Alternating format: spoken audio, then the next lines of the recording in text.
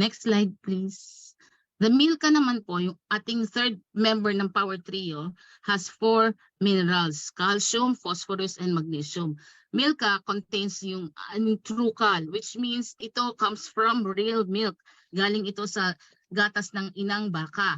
Colostrum ang tawag doon.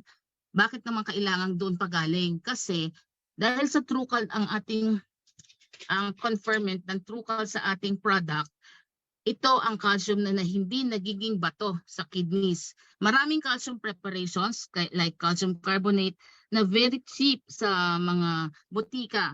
Pero may possibility that can form na kidney stones. Why? Kasi ang calcium carbonate tablets ay galing sa mga materials na ginagawa sa chalk, galing sa seashells, na pagka sinala ng kidney, nagiging posible maging calcium stones o kidney stones.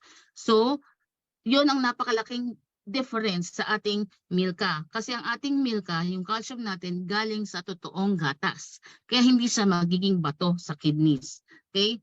And then meron siyang ibang minerals tulad ng phosphorus, magnesium, and potassium.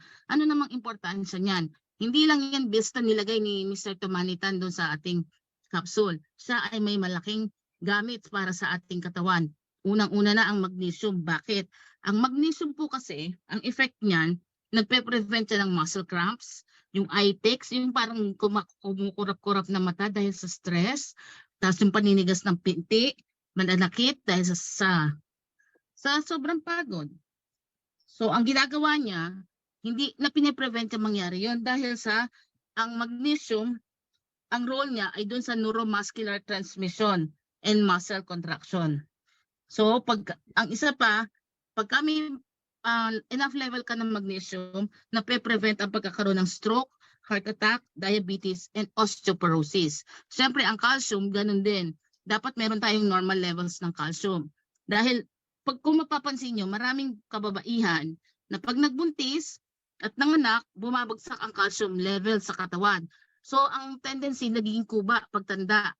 Kasi dapat, bata pa lang, nagka-calcium na eh. Para pagka may mga pagkakataon na nabubuntis o masyadong hindi nakakainom o nakakakain ng tamang enough diet ay hindi